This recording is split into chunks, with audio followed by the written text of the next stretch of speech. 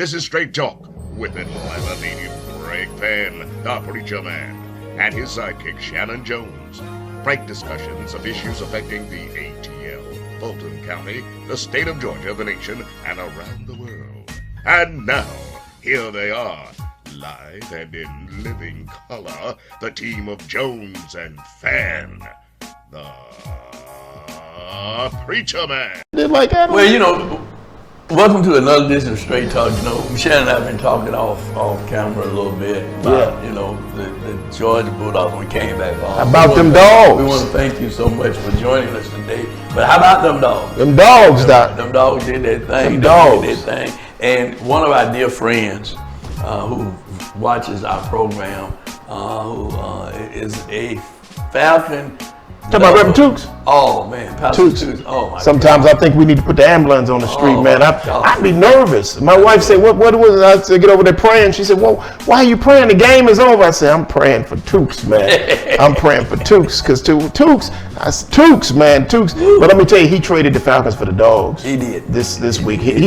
Look, my dog, Mateo, was barking. He was looking at the TV. We were yelling, so he jumped up. He barking and barking and barking. Them dogs was barking. I had to put that on Facebook. But then when I went to put that on Facebook, I saw Tukes up there. And Tukes was giving a speech, man. I know. He was giving, I think that was the speech he'd been wanting to give for the Falcons. Well, and he finally gave it for the dogs. He got a chance to give it. He needed a tuxedo on. He was 7 years ago. Our dogs. But let me ask you something. Yeah. They ain't done this since '82. Yeah, well. Last time they did this, Herschel Walker put him there. Well, yes, that's the truth. From Dooley to Smart, it's like Dooley Smart. Yeah. But the last time Dooley they Smart. did, yeah, Dooley. He was smart, right? No, Dooley, and then Smart. Coach Dooley, Coach Smart. So Dooley was the smart. dogs were Dooley Smart. Dooley was smart. Yeah. But now the last time they did it, number 34 did it, and that was Herschel Walker. Yeah. Herschel Walker, man. Yeah. Well, So you don't think this is the year Herschel Walker did? Can I just say this? It was the Georgia Bulldogs who did it. Oh, no. It was Herschel Walker that did it. I think you have a short memory. The Bulldogs was there, but Herschel Walker won that game. The whole concept of any sports is team. We have some outstanding individuals who, are good.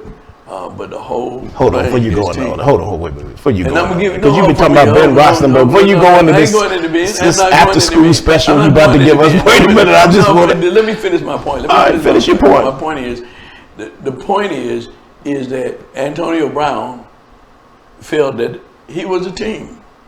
No, he's a good player. He can catch the ball, but the team rolls on with or without you. It's about the team. It's not about an individual. I don't agree with that. I don't think.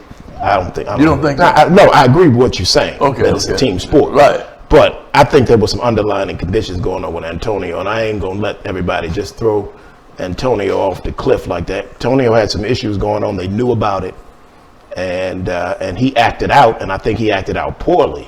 I mean, if I was his agent or brother or friend, I'd have said, man, you didn't handle that right. And then in post conversations you didn't, but he certainly is a friend of he stopped and said, let's support Roethlisberger, let's support the Steelers and whatnot. But I think he got some issues. But go ahead. But when you single out Antonio, but the reason I said that is that the team goes on. We'll have a clip from Black History Facts with Brother. James Broom just talking about Brother Mays, who was a 5-time Super Bowl ring winner for only the first from several different teams. We'll be talking about that when Black History Fact. But I'm just pointing this out is that it is a team, and as we talk about what's going on with voting and voter rights in the Republican Party, they're banding together as a team to get things done to hold up and to cripple this democracy. But we'll deal that on the other side. Okay, but now to your notion of team, the Jackson 5 was a team. Right. Michael was on the Jackson 5. Take Michael out, the Jackson 5s, they touring now. They can't get a gig at Marco's or Cisco's. You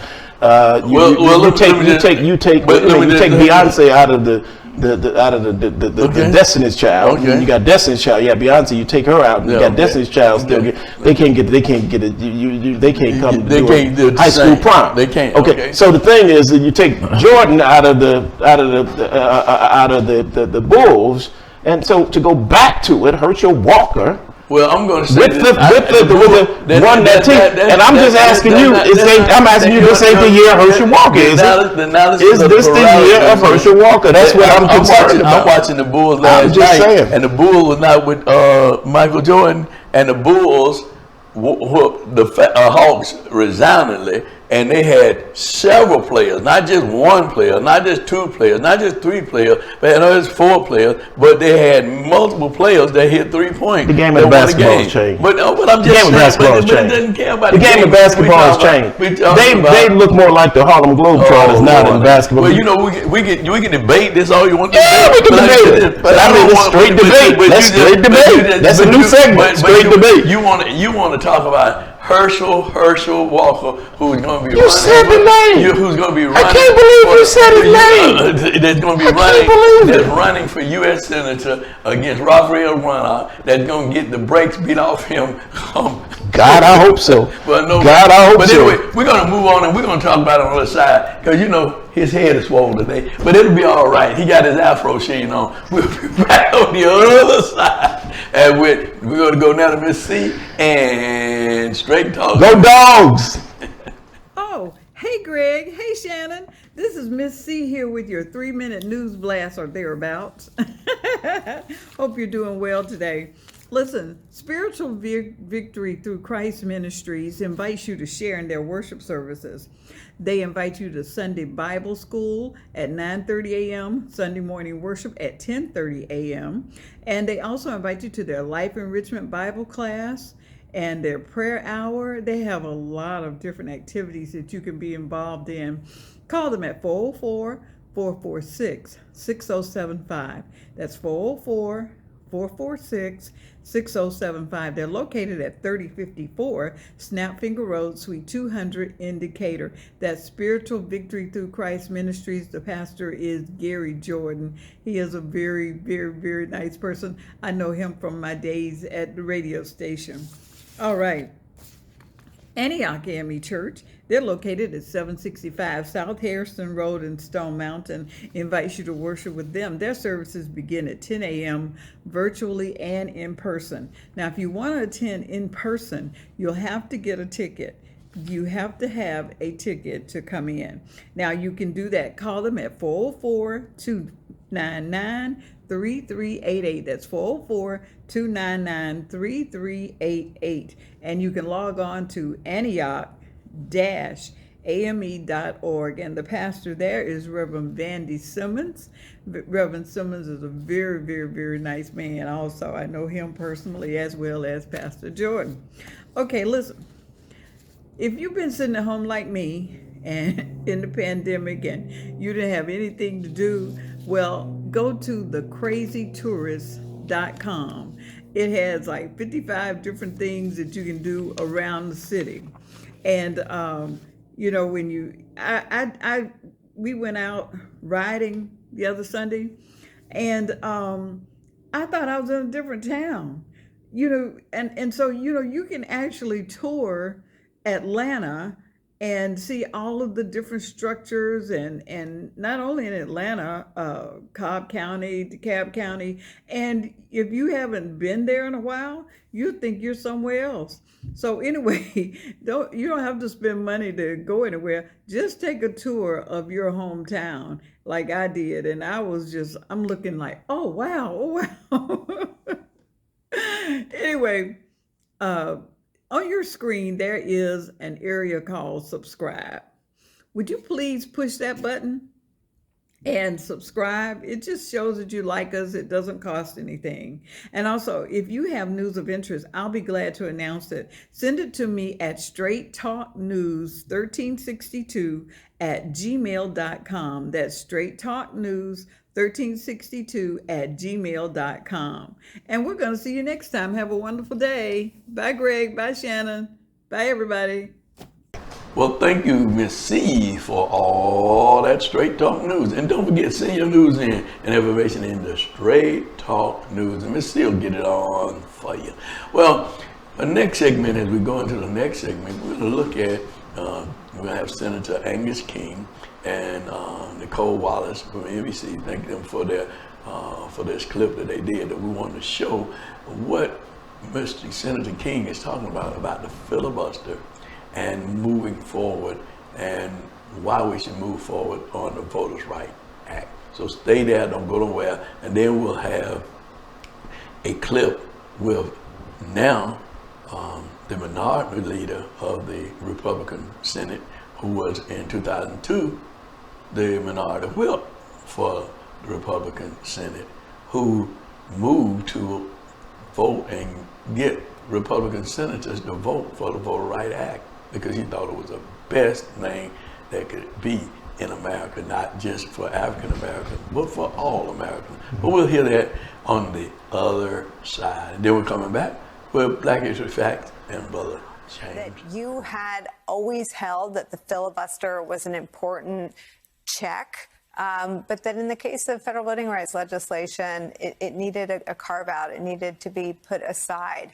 I wonder what you make of the president arriving at that position and of Senator Schumer's reporting that Joe Manchin and Kyrsten Sinema remain unconvinced of that.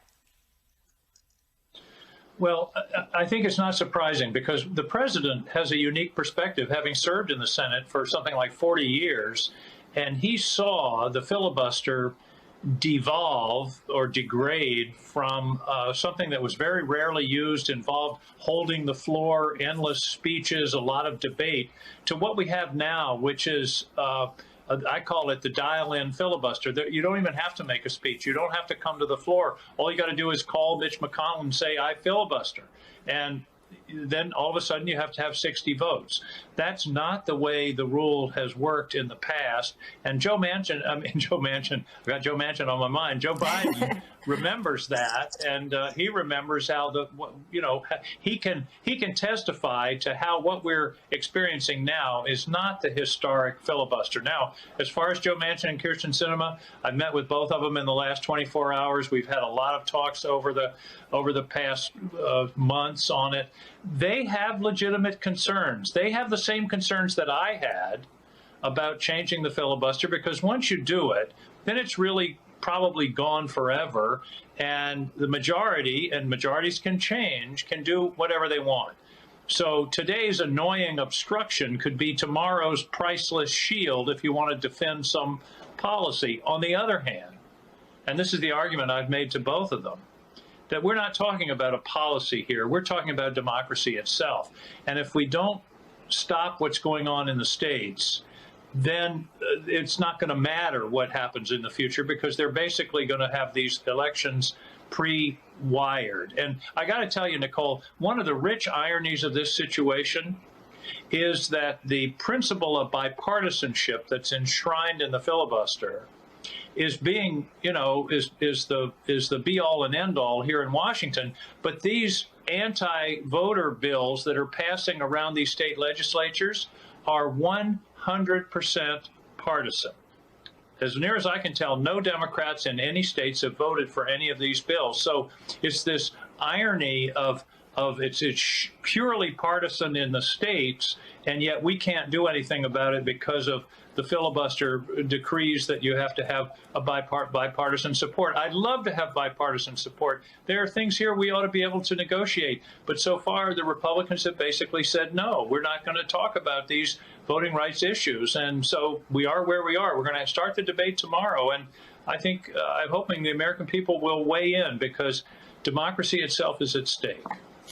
Well, 57% of all Democrats in the most recent poll I saw support a simple majority to pass legislation, and 15 percentage points more of Republicans do. And I hear what you're saying about the shield, and I believe you when you say that's Joe Manchin's view, but you just put the shield aside to raise the debt ceiling. And Mitch McConnell didn't think the shield was worth preserving when he used the nuclear option to get judges passed. Harry Reid put it aside to get President Obama. I mean, it's not sacred to you all in the body, in the chamber. So what is the reasoning, if you push deeper underneath Manchin's talking point? What do you understand his real objection to be? Well, I think part of it is you have to understand he's in Robert Byrd's seat. He's from West Virginia. He's steeped in the tradition of Robert Byrd, and he believes that what we're talking about is a deeply important part of Senate practice and history. I don't think it's. I don't think what we have now is Senate practice and history. And here's one of the ironies. This bill that we're going to be debating is bipartisan everywhere but in the U.S. Senate. Right. There was just a poll released today. Over 60% of the American people want easy mail-in voting. They want absentee voting. They want the election day to be a holiday. They support all the provisions of the bill that we're talking about. These are Democrats and Republicans, but it's a totally partisan effort here in the Senate to block it. And Nicole, I got to tell you a story. In 1891, in the winter of 1891, the House of Representatives passed a voting rights bill to protect the franchise of black people in the South.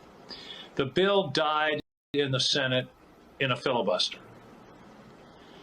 For 75 years, it took us 75 years to right that wrong, to correct that mistake. American history was changed by a few votes, or the lack of a few votes, in the U.S. Senate in the winter of 1891. I don't want to make that mistake again.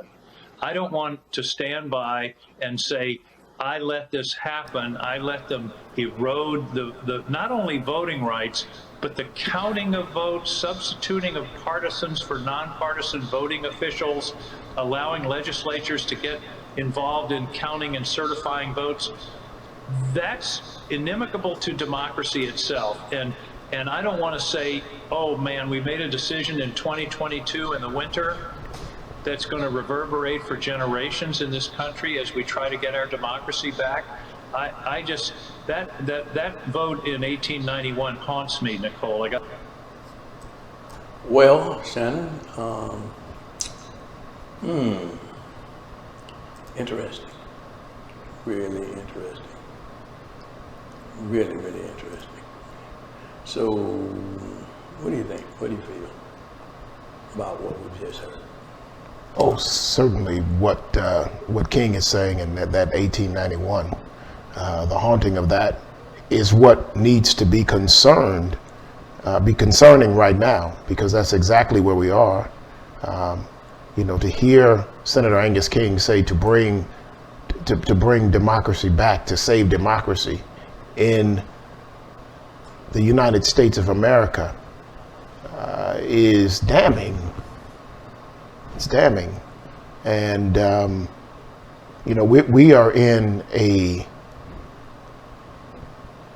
we're in an interesting place right now. Very interesting. That will shift not only the politics of America, but so goes America, so goes the world. Absolutely. And this nationalism that we're seeing, this white nationalism that we're seeing in, let's call it what it is, in the political sector, we're seeing it throughout Europe as well, and it bodes dangerous. And countries like China are saying, wait a minute. America's always pointing their finger at us, and we've known America's history of anti-democracy. Right. Well, let's just call it what it is. Yeah. Dr. King said in his speech, he said, either America is going to live up to its Constitution and not have second-class citizens, but have citizens. If America is to be the America that our founding fathers founded it to be, then we must move to abiding by the Constitution that was written by the founding fathers and have been amended by other deliberative bodies in Congress to change certain amendments in the Constitution. So when we have people who are most hung up on preserving a party's right versus dealing with what's best for America and not what's best for an individual, such as their so-called individual leader who has divided this country, not on party lines. Let's just be clear. It is divided on racial lines. And it's just not a black-white issue, it's race, period.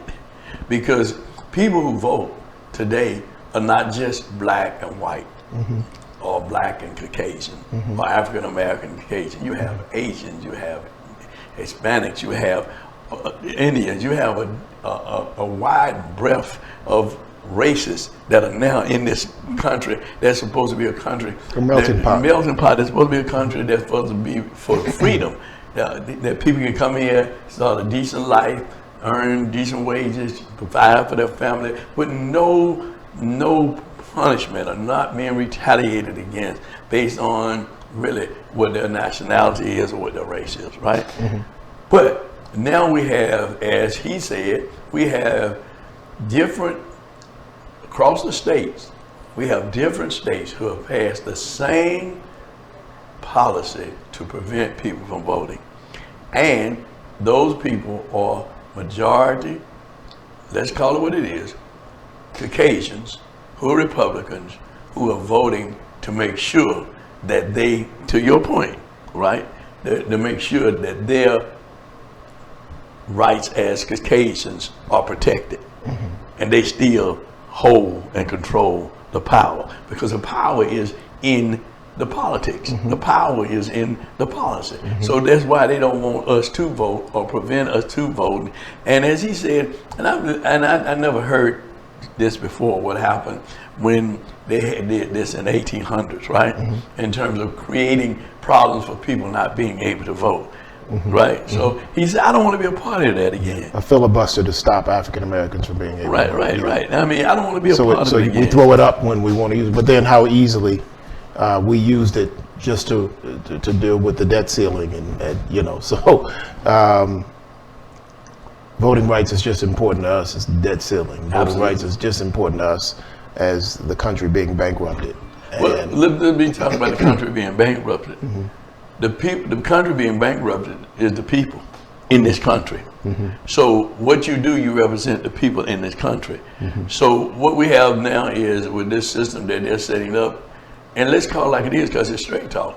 When you have one party that wants to control who sit in whatever seats in political parties in the state, in the Congress, even in local elections like your state houses and your state representatives, state senators, and your commissioners, because it comes all the way down to that level. I mean, city races are nonpartisan, but even at that point, your judges who are supposed to be nonpartisan, but many of them are Republicans. Absolutely. Okay. Absolutely. And I think that also, I would say that the American Constitution, the U.S. Constitution, in theory and in writing, is a beautiful document for democracy. Unfortunately, the interpretation of it and what it meant was for some, but not for all. And not for all. All right, come on now. However, because of the 13th, 14th, and 15th Amendments, we now have the exact same rights that oligarchy of people had. That small portion of those powerful people, white land-owning men, those rights now belong to all Americans, all American citizens. And so now the interpretation of it moves from shifting from a place of white male domination to everybody being able to participate in, as you said, this melting pot. I think the danger of where we are right now is I don't think that all Republicans agree with where this country is, where we are on this voting rights issue. I know it isn't, and we're going to look at it in the show and see how the messaging has changed. I think that when you get to the extremes in any party, the Democratic Party, the extremists in the Democrats, we have extremists in the Democratic Party that want to go to a place that not all of us necessarily want to go to. You know, my Democratic grandmother won't agree with the far extremes of the Democratic Party, but neither will my Republican grandfather agree with the far extremes, bless their soul, of where the Republican Party has gone. And when you allow extremists in any party to be the lead, then it begins to shift away from the center of where everyone needs to be. And in a two-party system or three-party system, we have to be able to find consensus. Extremists aren't interested in consensus. Extremists are interested in going to pushing the envelope to the far extremes of where they can go. And I think the Republican Party right now is living and bowing down to the extremist culture within their party.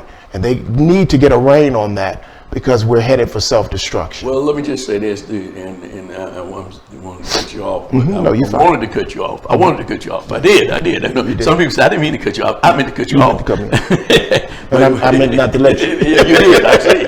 Because you kept going on. Yes. But that's fine. That's fine. Yes. Because I think that one is that all of this is important that people need to understand. Is that what's happening with the Republican Party is that people are sitting there and they don't agree with it, but I got to hold a line because I'm a Republican. That's it. And I want to keep my seat. That's and it. I think that this and what he has shown and said today is that Joe Manchin is in that area, and the young lady, the senator, Mrs. What's her name? Kristen Sinema. Miss Sinema. That's what they're saying. I want to win my seat. That's what people are saying. I want to win my seat. I want to win my seat. I can't win my seat back if I don't go along with what the extremists are saying we need to do. Yeah. They're being whipped into voting that way. Yeah. And we're going to look at now an interview from NBC again from another commentator who is talking about a young man who was 1 minute, he was the majority whip, and whipped his party, the Republican Party, into voting for the voter rights bill and saying that's the best thing that could ever happen to this country was the voter rights bill. And now he has changed his position after 2002. Right? I wonder who that is. Well, you'll see him in GS 1 minute. We have, of course, renewed the Voting Rights Act periodically since that time, overwhelmingly and on a bipartisan basis, year after year after year, because members of Congress realize that this is a piece of legislation that has worked. And one of my favorite sayings that many of us use from time to time is, if it ain't broke, don't fix it. And this is a good piece of legislation that has served an important purpose over many, many years. This landmark piece of legislation will continue to make a difference, not only in the South, but for all of America and for all of us, whether we're African Americans or not. Shortly after delivering those remarks, Mitch McConnell will go on to vote for the bill that he whipped his members to vote for, and the Voting Rights Act reauthorization passed in a Republican majority Senate 98-0. A week later, President George W. Bush would sign that bill into law. Today, Mitch McConnell, that same man, now the Senate Minority Leader, gave a speech where he disingenuously attacked President Joe Biden for his speech yesterday on the need to pass landmark voting rights legislation, particularly after the Supreme Court gutted the not broke, don't fix it bill that they had passed, the same issue McConnell himself championed years ago. Right now, there is little hope any Republican in the Senate will vote in favor of any voting rights bill. Today, Craig Melvin of NBC News spoke to Vice President Kamala Harris about this. I will not absolve the 50 Republicans in the United States Senate from responsibility for upholding one of the most basic and important tenets of our democracy, which is free and fair elections and access to the ballot for all eligible voters. What about Senator Manchin? What about Senator Sinema? I don't think anyone should be absolved from the responsibility of preserving and protecting our democracy. Are you working? Especially when they took an oath to protect and defend our Constitution. Well, There he was, Mitch McConnell. Look at the hypocrisy of these guys, really. Yep. I mean, it's just totally hypocritical. 1 minute you're this way, one thing you say. However I itch, Mitch. Boy, you done scope. But, you know, duly and smart, no, you can keep that one. But, the dogs are duly smart, brother. Duly smart. But anyway, the this man said, Shanan, now listen to him. You hear him in 2002, the minority whip. Oh, if it ain't fixed, if it ain't broke, don't fix it. Now, after all of that and saying that, now you want to fix what you said that wasn't broke. And you use the filibuster to get the judges in that you wanted. I mean, come on, man, come on. I mean, the hypocrisy. And I definitely want people to start watching. Watch NBC, MSNBC. Watch it. Watch the debate that's going to be on the floor about this voting right bill, so you'll know who's for it and who's against it. You need to know who you're voting for, who you're going to be for, because they want to control the voters. They want to control the voters because they want to select who they want to be in office. Exactly. They want to pick their voters. They want to pick their voters. And as Representative, which one of our state senators that was said that this week? That was Kim Schofield. Schofield let it be known. She said, guess what? She said, you don't get to pick your voters. Voters get to pick their elected officials. Absolutely. Yeah. Absolutely. Yeah. Absolutely. And you know, the funny thing about it, Bishop, is that you know, Kemp is running around saying we're just trying to make it easy to vote and hard to cheat. But excuse me. That's what he said. We're trying to make it easy to vote and hard to cheat. But listen, but if you're going to be the final decision as to who won the election, and you're in the election, Mr. Kemp, right? You know, you cheated to be in there. You should have recused yourself or resigned when you was the Secretary of State. You ran an election that you were running for the office for. I mean, come on, when you talk about cheating, come on, you're the biggest cheater I've ever seen in my lifetime. You refused to resign from your office, as Secretary of State, and you ran the Elections Bureau, and you were running for governor of the state. It's a wonder Donald Trump didn't call that out. Yeah, it's a wonder he didn't. But I think, to quote Reverend Jackson, or paraphrase Reverend Jackson, Jesse Jackson, he says, when the playing field is set, the goals are equal on each side, goals equal, the rules are fair and equitable, equipment is the same, then we have an equal playing field to be able to play the game. What we are fighting for with these two pieces of federal legislation is we're fighting to make sure that we have an equal playing. We're not trying to disenfranchise Republicans. We're not trying to, we know white folk are concerned that America's browning and that they're losing, but that's fear. That's fear. We have to believe in the Constitution. It was the Constitution that, and our interpretation of the Constitution that helped us get over. And so right now, as the country browns, you can't try to pick your power base.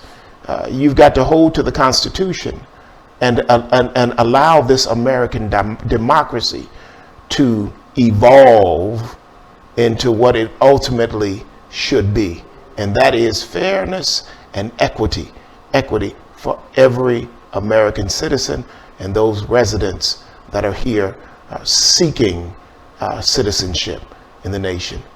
Well, if you are, it shouldn't matter what party you are.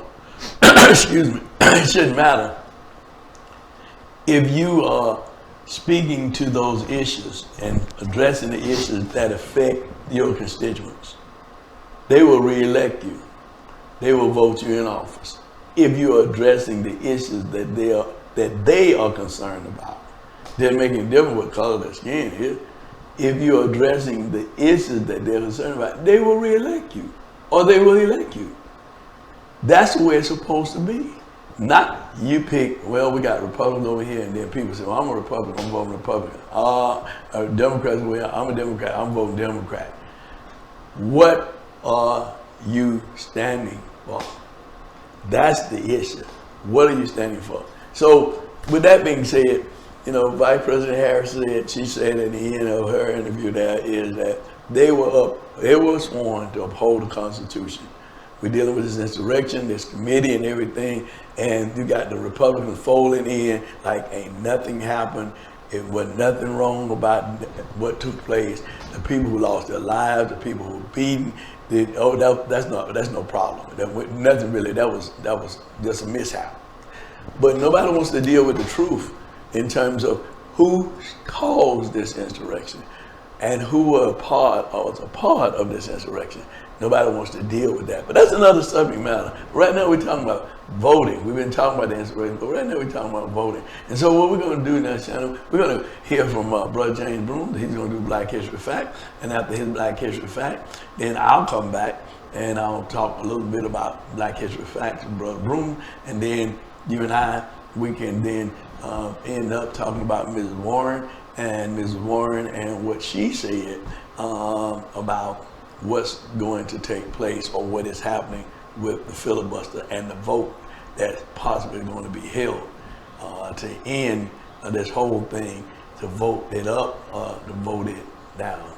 This is our America. It is not any party America, but this America belongs to everyone who lives in a citizen of the United States of America. And the Preacher Man right here on Straight Talk with Black History Facts with Brother James Broom. This is National Football League Hall of Famer Charles Haley. Born Charles Lewis Haley on January 6, 1964 in Gladys, Virginia, Charles developed his interest in athletics while attending William Campbell High School in Narona, Virginia, where he started out playing basketball and made the all-district team, but finally chose football and ended up being a 3-year starter in the linebacker and tight end position.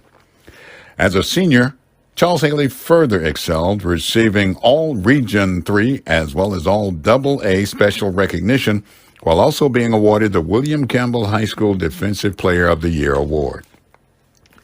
After leaving William Campbell High School, Charles Haley was recruited by James Madison University and was a starting defensive end and linebacker, resulting in 85 tackles with 4 forced fumbles in his freshman year. As a sophomore, he was moved to inside linebacker, resulting in 143 tackles and 4 sacks. His junior year, he recorded 147 tackles, 3 sacks, and 2 interceptions. Being switched to outside linebacker during his senior year, Charles Haley registered 131 tackles, 5 quarterback sacks, 3 blocked kicks, and 1 interception. Charles Haley was a 2-time Division I AA All-American, and he finished his college playing career with a total of 506 tackles, a university record, 17 quarterback sacks, and 3 interceptions.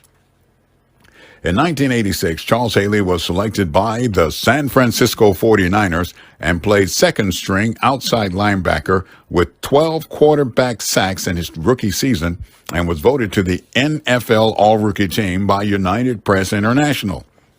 The following year, he registered 25 tackles with 6.5 sacks, and by 1988, Charles Haley was now named starting left outside linebacker, registering 69 tackles with 11.5 sacks. The very next year, he tallied 57 tackles with 10.5 sacks. While with the 49ers from 1986 to 1991, Charles Haley led the team in quarterback sacks every season and played on the Super Bowl 23 and the Super Bowl 24 championship teams, earning him his first 2 Super Bowl rings. In 1992, Charles Haley was traded to the Dallas Cowboys and moved to right defensive end. And this resulted in 39 tackles, 6 sacks, and he pressured the quarterback over 42 times improving the Cowboy defense rating from 17th to number 1 in total defense. Also, Charles Haley was chosen as Defensive Player of the Year and selected to the All-Pro team as well. In 1993, Haley registered 41 tackles, 4 sacks, and 3 forced fumbles, but he seriously injured his back. So in 1994, even after serious back surgery, Charles Haley recorded 68 tackles, 12.5 sacks, and he pressured the quarterback 52 times before losing in the NFC Championship game to the San Francisco 49ers. Well, Charles Haley retired from football in 1995. After having played in just 10 games that season, he injured his back and ruptured a disc. He later found out that his youngest daughter had leukemia. Well, in his 4 seasons with the Dallas Cowboys, Charles Haley was on 3 Super Bowl winning teams. Super Bowl 27 in 1992, Super Bowl 28 in 1993, and Super Bowl 30 in 1995, thus making Charles Haley the very first ever 5-time Super Bowl champion. In addition to his Super Bowl achievements, Charles Haley was also selected to play in 5 Pro Bowls, twice named an NFC All-Pro, inducted into the San Francisco 49ers Hall of Fame, and on August 18th, 2015, Charles Haley was inducted into the NFL Pro Football Hall of Fame. Today, Charles Haley is a special advisor mentoring rookies for both the Dallas Cowboys and the San Francisco 49ers. That's Charles Haley. They forget all about him, but we won't. It's been Black History Facts with Brother James Broom right here on Straight Talk. Join us each and every Friday from 7 p.m. until 8 p.m. with yours truly, Greg Fann, the Preacher Man, and Shanan E. Jones. And do share these Black History Facts with your family and friend, and do tune in to Straight Talk. Won't you? It ain't nothing but straight talk. Well, Shannon, I tell you, Ms. Warren is pushing hard and hoping for the best. Yeah. I see you kind of hesitated a little bit. Well, you said yes, but. Yeah. You know, when you said but, you know, what's a but? Your afro sheen look good in your head. We don't know. Thank you. It's all this. It's all this. TCB. Oh, that's what it's called. TCB. Take care. TCB. Okay. You know, with the tan and the brown. TCB. Eminem product, brother. Eminem product. I got you. But look, they need to get this done. You understand what I'm saying? I understand all the conversation, but yeah. She's saying what needs to be said. She's saying what needs to be said. You know, but at the end of the day, Shannon, you know, we really think about it at the end of the day, and we think about this country that we love, or we say we love, and this country that really is about doing right about people. To have this debate in 2021 over into 2022 about voting and voting rights, it's like Joe Simon said, we're turning back the hands of time. He said, oh, if I could turn back the hands of time. And I guess that's what they're trying to do. Oh, I want to turn back the hands of time, back to the days when we picked our voters, when we picked the people who would be running the country, where we, the power in the party, runs the party, and we make everybody cow down to what we want, whether it's right or not. This is what we want. Back to your point about being extremists, this is what we want. We don't want that from any party, the Republican Party or the Democratic Party. We want a free and fair election. Let the people vote for who they want to elect. With this COVID, we don't go through Corona, we went through COVID, Delta, now Omicron. And they still talking about how they want people to vote and prevent people from voting. This legislature's talking about getting rid of the ballot boxes. They get rid of the ballot. I mean the mail-in boxes. The mail-in boxes. What I'm just saying is, with all the things that we're going through, that people are not sure and certain of, when that process worked. When the process worked, now they're strapping everything. And work for them. And work for them too. Because they won elections. Right. They won elections. Right. The only person that didn't win, that they're concerned about, is the person who is causing this whole fiasco. This whole fiasco. And it's based upon a lie. And it's a proven lie. But people still want to believe the lie. And so now, as Senator King said, is that in every state in the United States where Republicans control, they have changed the voting laws in those states, and all of them mirror each other. And that is to have legislators at the end of an election to vote on to decide who won the election. When do the people who elected vote on who should be elected? You take the people out of the process. The people is out of the process. So it's awful, man. It's awful. And I'm asking people, and I'm sure that you are too, that we are asking people, start getting engaged in what's going on. Get to know what's going on. Who's voting to take away your right to vote? Who's voting to make sure that you don't have a voice in democracy? Who's doing that? So I just wanted to say that. I know you have plenty more to say, and I'm going to let you go here, Shannon. And I'm going to let you say it without interruption. You know what? Let me just say it. I'm going to be real clear. Stacey Abrams wasn't there when that plane, those two Air Force One and Two, landed. Several activists, and to fairness, Abrams said she had a scheduling conflict. But the activist community, NAACP, and several of us are really just tired of the words. And, you know, you got a man and a woman that hold the power. And Craig Melvin has to ask the vice president, what about Joe Manchin? In other words, you won't call the name. You're saying, I'm tired of these, but you're not calling the names like LBJ used to call the names of the Dixiecrats that he was up against in order to get done what it was that he was trying to get done. But this kind of millie-mousing around the issue, it's time to bowl a strike right now. Okay, it's time to send it straight down the center. Don't come to me, my lights out, you holding power, telling me it's a shame that there's no lights on in this area. But you got the power.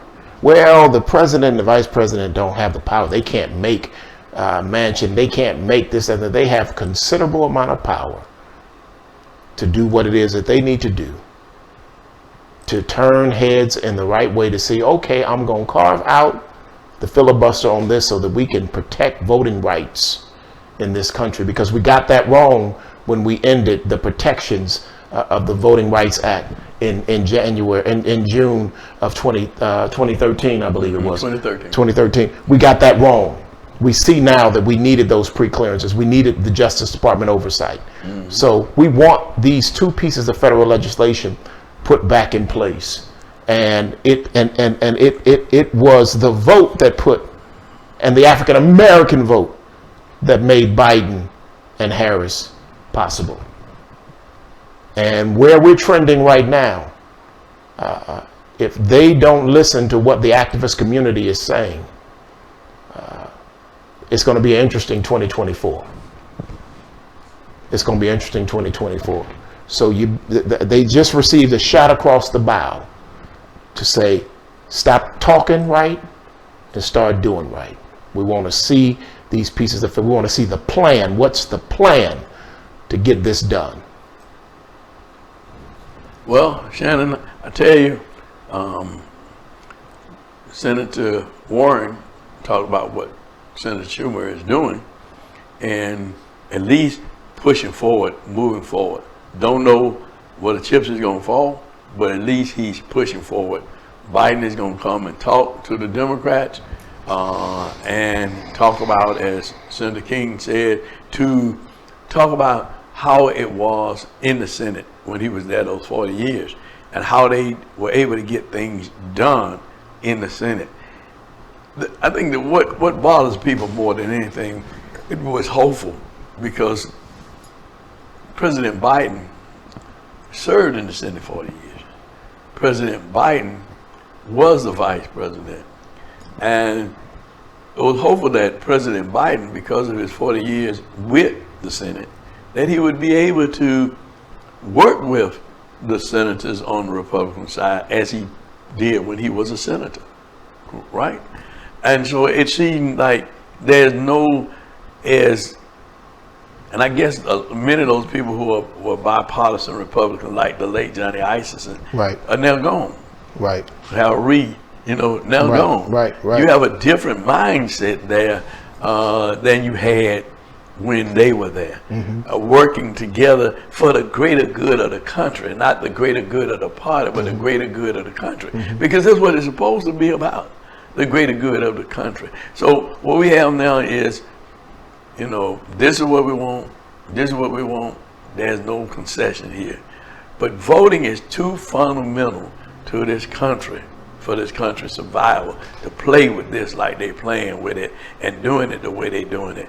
It's not right, it's not right, it's not right.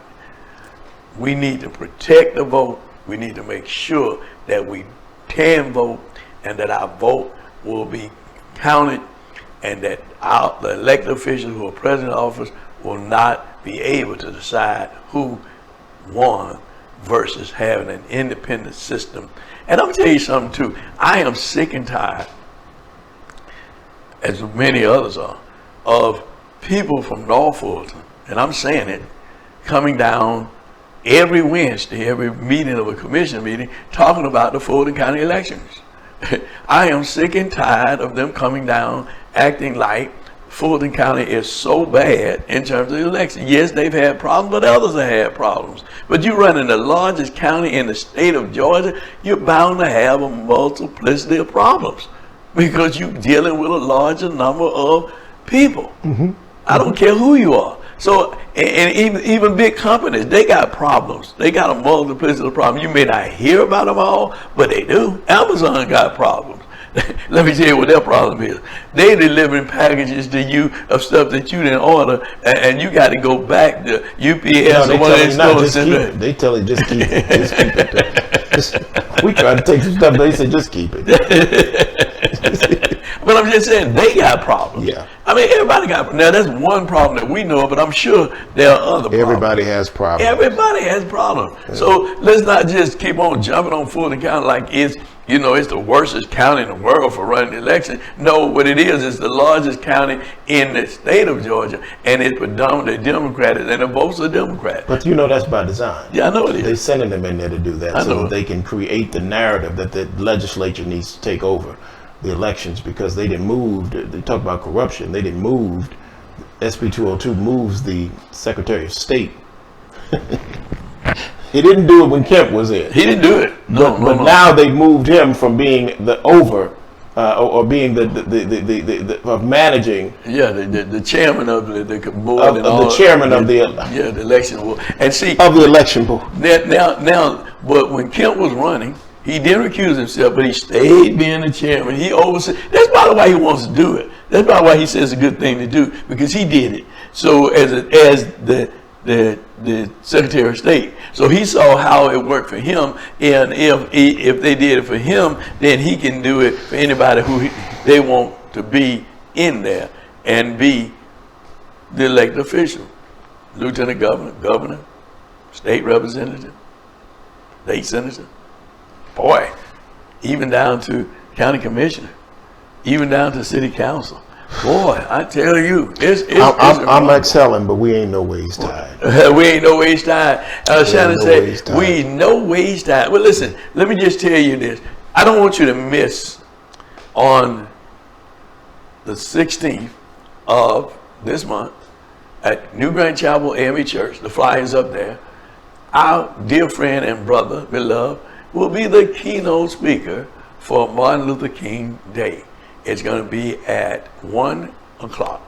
So come on out and join us in East Point, Georgia at 1309 Holcomb Avenue and the lovely city of East Point, Georgia, as he will be our keynote speaker. And you know he can speak and he can tell it like it is. He'll dot every I and he'll cross every T, and he'll tell us what we need to do. We need justice. We received justice for Armand. Yes, we didn't talk about that, but we got justice. We got the people sentenced that needed to be sentenced. And I suggest to you that you watch the Emmett Till story about his mother. Mamie Till, a very courageous woman of the movement. A movement.